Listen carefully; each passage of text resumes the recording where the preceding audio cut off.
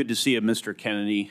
To follow up on that spirited exchange, in talking with you and reading about your vision for the department, you said one of your goals is to return public health agencies to the gold standard of scientific review. You've alluded to the gold standard a number of times today. So I'm going to give you an opportunity, uninterrupted, but hopefully not too extensive, to tell me and others what you mean by this gold standard.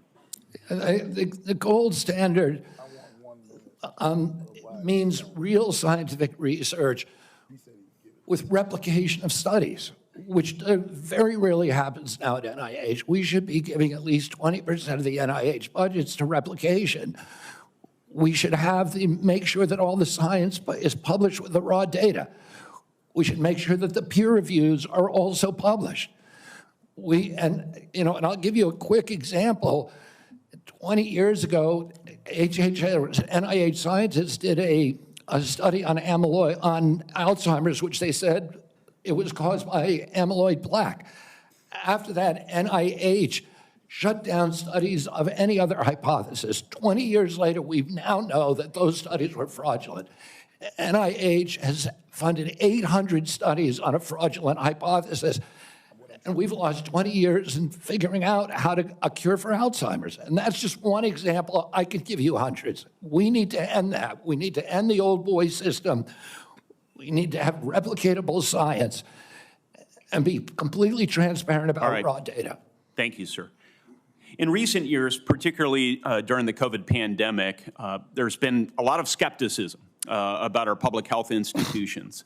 Some of this, I would say, is warranted, but it's now created a pervasive lack of trust from the public that these institutions are acting in bad faith or failing to act in objective criteria, failing, in short, to act in the best interests of the public. If confirmed, Mr. Kennedy, how will you work to regain the public's trust? I suspect it will take some time in these important public health institutions. Through radical transparency, I'm going to make the reason people don't trust the public health agencies is because they haven't been trustworthy. And you gave the example of COVID. At the beginning of COVID, everybody was rushing to get that vaccine. We had over 90% vaccination uptake. Yes, sir.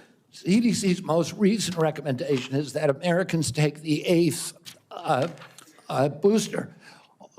Only 23% of Americans are complying. That means 77% of Americans no longer trust CDC, and that is the problem. Yes, sir.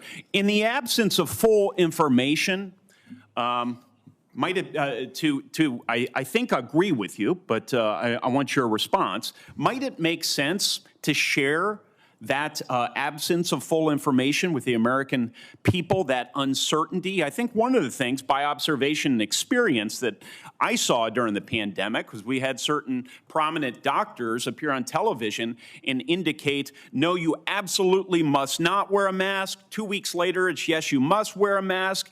But they were certain. And they even demonized people for not following the latest science, knowing there's a high level of uncertainty in that science. Would a measure of humility, and as you say, radical transparency demonstrates humility, help rebuild trust over a period of years? Absolutely. We need to tell Americans what we don't know. We need to make sure studies that reach a null hypothesis are also published. And that doesn't happen. Sir, I think you are right about why healthcare costs are so high in the first place. The answer is indeed chronic disease. 90% of our healthcare spending goes towards managing it, as you say in your open statement. It's not in the main because of waste, fraud, and abuse, although we know some exist. It's not in the main because we have greedy executives at innovative, world-class companies. It's not in the main because we haven't yet adopted an unsustainable Medicare for All scheme. It's because of this. So I'm encouraged that you intend to make that a point of emphasis as it pertains to your future leadership. I will say, with respect to COVID, it's not over for a lot of Americans. It's not over. I know the mission accomplished banner was convenient for the last administration. But as we continue to navigate the ongoing impacts of the COVID pandemic, we have many individuals here in the United States and around the world who are suffering from long-term health effects that significantly impact their quality of life, work, and daily activities, and they've been largely ignored. Funding for long COVID research was appropriated by Congress in December of 2020, followed by additional funding directed by the Biden administration in February 2024.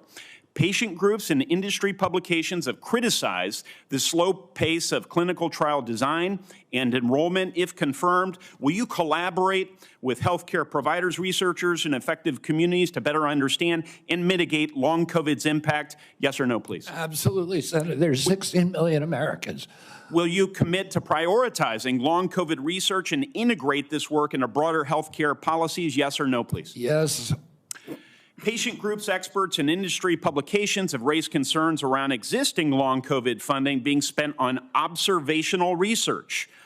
In particular, criticism was directed towards RECOVER funding being used to duplicate existing findings instead of funding trials for potential treatments or diagnostics.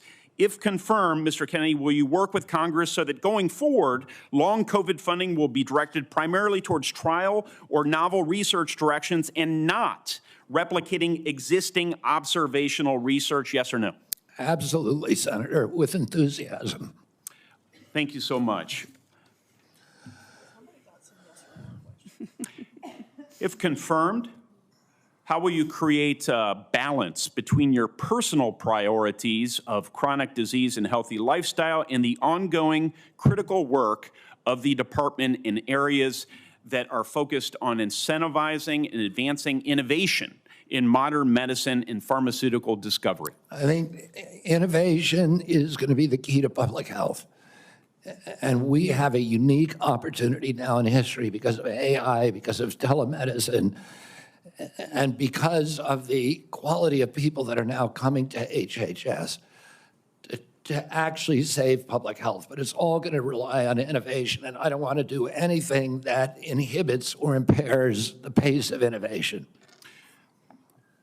That's encouraging. From approving AI algorithms to determining Medicare coverage, we certainly need more innovation, and we need good people in the department to assist with that effort. So I'll follow up with a question about how you're going to attract and retain good people. Thank you, Chairman.